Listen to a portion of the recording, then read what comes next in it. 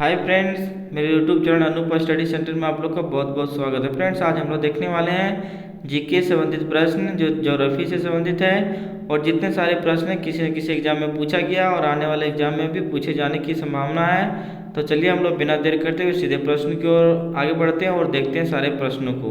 तो सबसे पहला है प्रश्न, कंचनजंगा भारत के किस राज्य में स्थित है, बताना है। तो कंचनजंगा भारत के किस राज्य में स्थित है, तो सिक्किम राज्य में स्थित है। सिक्किम राज्य में स्थित है कंचनजंगा। आगे देखिए, भारत की सबसे प्राचीनतम पर्वत श्रेणी कौन सी है, ये बताना है। भारत की सबसे प्राचीनतम पर्वत श्रेणी कौन सी है, तो अरावली है। अरावली कहाँ है फ्रेंड्स, तो अरावली राजस्थान जिला में है और ये भारत की सबसे प्राचीनतम पर्वत श्रेणी है। और इसकी जो सर्वोच्च शिखर है उसका नाम है गुरु शिखर। उसका सर्वोच्च चोटी का नाम है गुरु शिखर, किसका, तो अरावली का। आगे देखते हैं फ्रेंड्स, अरावली पर्वत का सर्वोच्च शिखर क्या कहलाता है। देखिए प्रश्न आ गया, तो ये होगा गुरु शिखर। आगे देखते हैं, आगे देखिए, आगे है फ्रेंड्स, सबसे बड़ा हिमनद यानी कि ग्लेशियर कौन सा है, बताना कि सबसे बड़ा ग्लेशियर कौन सा है। तो सियाचिन ग्लेशियर है जो सबसे बड़ा हिमनद ग्लेशियर नाम दिया गया, वो है सियाचिन। आगे देखिए फ्रेंड्स, हिमालय के सर्वोच्च शिखर की ऊंचाई कितनी है, बताना है। तो हिमालय पर्वत श्रेणी की ऊंचाई जो है 8,850 मीटर है फ्रेंड्स। और कभी कभी 8,888 मीटर आपको देखने को मिलेगा। ऐसा इसलिए होता है क्योंकि सर्दियों में बर्फ़ जो है वो ढक जाती है, जिसकी वजह से ऊंचाई इसका बढ़ जाता है, और गर्मी में बर्फ़ पिघल जाती है जिसकी वजह से इसकी ऊंचाई घट जाती है। तो दोनों आंसर आपका सही होगा, जैसा दिया रहे वैसा आप उसको मारेंगे। 8,848 फ्रेंड्स, 8,848 और 8,850 दोनों में से जो रहे तो ये सही होगा। इसको देख लीजिएगा फ्रेंड्स, जैसा रहेगा उसके अनुसार आप मारेंगे। आगे देखते हैं, कौन सी पहाड़ियाँ नर्मदा और ताप्ती नदियों के बीच है, तो बताना है कौन सी पहाड़ियाँ नर्मदा और ताप्ती नदियों के बीच है। तो सतपुड़ा की पहाड़ी जो है सो नर्मदा और ताप्ती नदियों के बीच है। तो इसको देख लीजिएगा फ्रेंड्स। और ये 5 नंबर का कहीं कहीं आपको 8,848, 8,088, 8,850 जैसा भी रहे उसके अनुसार आप मारेंगे इसको आंसर। और 6 नंबर का प्रश्न जो है, नर्मदा और ताप्ती नदियों के बीच कौन सी पहाड़ियाँ हैं, तो सतपुड़ा की पहाड़ियाँ फ्रेंड्स। देखिए खैबर दर्रा कहाँ स्थित है, तो पाकिस्तान और अफगानिस्तान के बीच। खैबर दर्रा पाकिस्तान और अफगानिस्तान के बीच, लेकिन अब जो है सो भारत और पाकिस्तान के बीच है फ्रेंड्स। आगे देखते हैं, पालधार जो है, पालघाट दर्रा जो है किन राज्यों को जोड़ता है, तो केरल और तमिलनाडु को जोड़ता है। पालघाट दर्रा जो है किसको जोड़ता है, केरल और तमिलनाडु को जोड़ता है। आगे देखते हैं फ्रेंड्स, आगे देखिए, नाथुला दर्रा किस राज्य में, बताना है। तो नाथुला दर्रा जो है वो सिक्किम राज्य में, कहाँ, सिक्किम राज्य में नाथुला दर्रा। आगे देखते हैं, आगे देखिए, जम्मू से श्रीनगर का मार्ग किस दर्रे से होकर जाता है, तो बताना है जम्मू से श्रीनगर का मार्ग किस दर्रे से होकर जाता है फ्रेंड। तो यह बनिहाल दर्रा इसका सही आंसर होगा, जो जम्मू से श्रीनगर मार्ग के बीच जाती है। आगे देखिए, किस नदी के किनारे पर प्रसिद्ध महाकालेश्वर मंदिर है, तो बताना है नर्मदा नदी के किनारे है। किस नर्मदा नदी के किनारे प्रसिद्ध महाकालेश्वर मंदिर है। आगे देखिए फ्रेंड्स, आगे है, विश्व का सबसे बड़ा डेल्टा किन नदियों के द्वारा निर्मित की जाती है, तो गंगा और ब्रह्मपुत्र नदियों द्वारा की जाती है। और विश्व की सबसे बड़ी डेल्टा जो है सुंदरवन की डेल्टा है। और ये कहाँ, तो ये बंगाल की खाड़ी में जब गिरती है वहाँ पे बनाती है गंगा और ब्रह्मपुत्र।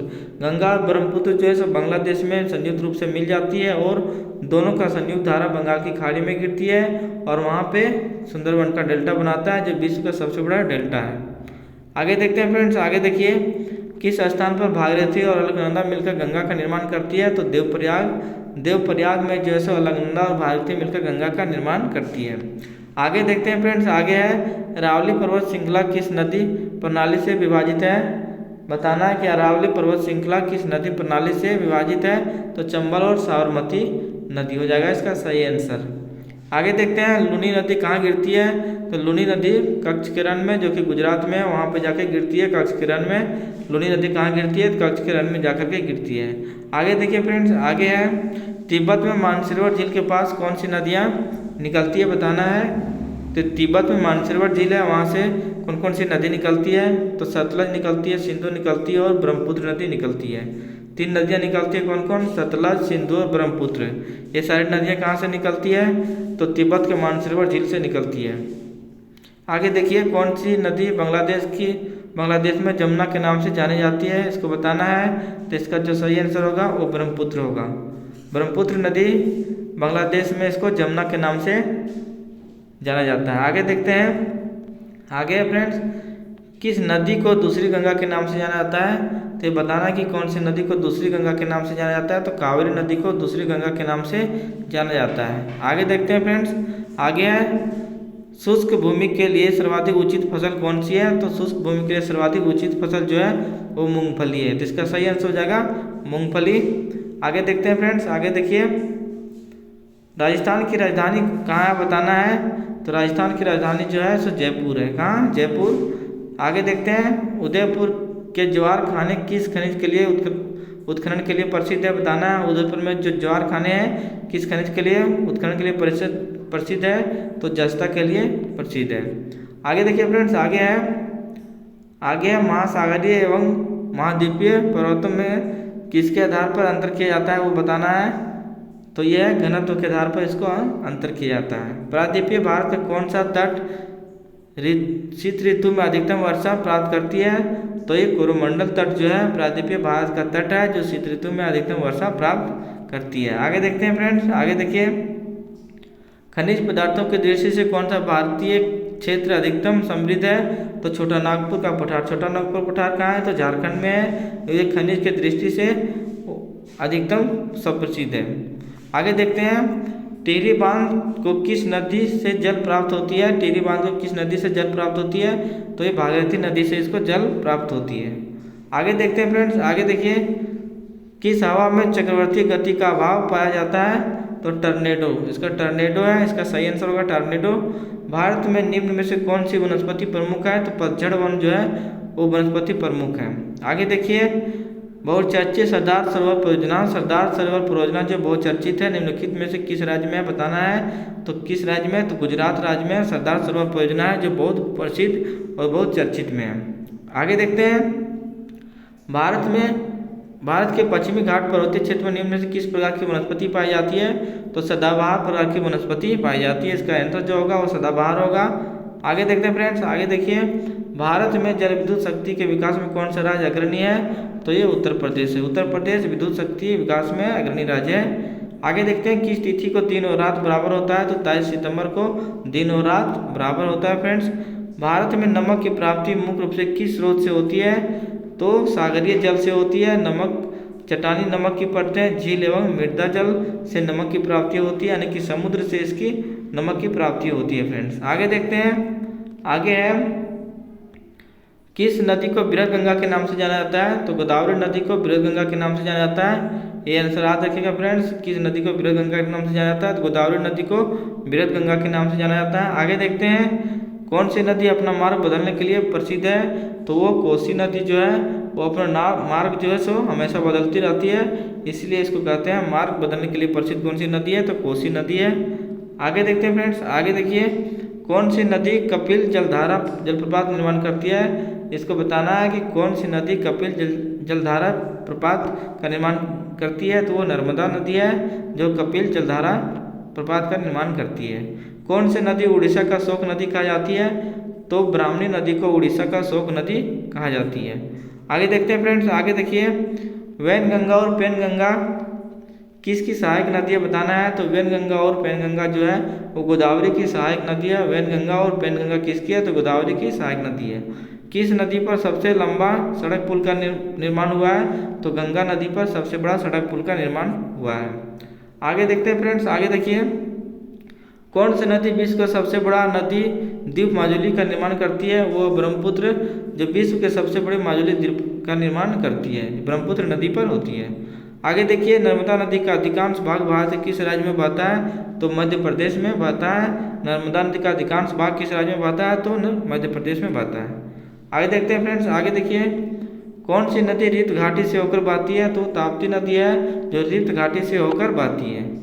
आगे कौन सी नदी भारत और पाकिस्तान का जल समझौता हुआ है? भारत और पाकिस्तान के बीच किस नदी का जल समझौता हुआ है? तो सिंधु नदी का जल समझौता हुआ है। आगे देखिए, आगे है सिंधु समझौते के अनुसार भारत सिंधु नदी के कितने प्रतिशत जल का प्रयोग करेगा। सिंधु समझौते के अनुसार भारत जो है सो 20% जल का प्रयोग करेगा, 80% जल का प्रयोग पाकिस्तान करेगा। यह सिंधु समझौते में ऐसा कानून बनाया गया था। इस समझौता में ऐसा किया गया था कि भारत जो 20% का जल का उपयोग करेगा सिंधु नदी का, और 80% सिंधु नदी का जल पाकिस्तान करेगा। आगे देखते हैं फ्रेंड्स, आगे देखिए, कौन सी नदी भारत के केवल जम्मू कश्मीर राज्य से होकर बहती है। तो सिंधु नदी है जो भारत के केवल जम्मू कश्मीर राज्य से होकर बहती है। पंचगंगा और दूधगंगा किसकी सहायक नदियां हैं। तो ये कृष्णा नदी का सहायक नदियां हैं। पंचगंगा और दूधगंगा किसकी सहायक नदियां हैं। तो कृष्णा नदी का। आगे देखते हैं, दामोदर नदी कहाँ से निकलती है। तो दामोदर नदी छोटा नागपुर पठार से निकलती है, और छोटा नागपुर का पठार कहाँ है, झारखंड में है, और वहीं से ये दामोदर नदी निकलती है। आगे देखते हैं फ्रेंड्स, आगे है किस प्रकार की मिट्टी के लिए न्यूनतम उर्वरक की आवश्यकता होती है। तो जलोढ़ मिट्टी के लिए न्यूनतम उर्वरक की आवश्यकता होती है। आगे देखते हैं फ्रेंड्स, आगे है भारत के समस्त स्थल भाग पर कितना प्रतिशत जलोढ़ मिट्टी से आच्छादित है। तो 24% भाग पर, भारत के 24% भाग पर जलोढ़ मिट्टी पाया जाता है। कितना, 24%। भारत के जितने भूभाग हैं उसमें से 24% भाग पर जलोढ़ मिट्टी आच्छादित है, यानी कि पाई जाती है। जलोढ़ मिट्टी में जल, बालू के कणों और चिकनी की मात्रा लगभग बराबर होती है। तो उसे क्या नाम दिया जाता है, दोमट मिट्टी नाम दिया जाता है। जब जलोढ़ मिट्टी के जल, बालू के कणों और चिकनी, यानी चीका लिखा हुआ है, चिकनी होगा, की मात्रा लगभग बराबर हो जाती है, उसे क्या होगा, नाम दिया जाता है दोमट। दोमट इसका नाम दिया जाता है फ्रेंड्स। तो फ्रेंड्स आज का वीडियो यहीं खत्म होता है। मेरा वीडियो कैसा लगा कमेंट में जरूर बताइएगा, और मेरे चैनल में अगर नए हैं तो सब्सक्राइब कर लीजिएगा और बेल घंटी को दबा दीजिएगा, ताकि मेरे द्वारा डाले गए हर वीडियो का नोटिफिकेशन आप तक पहुंच सके और आपको लाभ मिल सके। धन्यवाद फ्रेंड्स।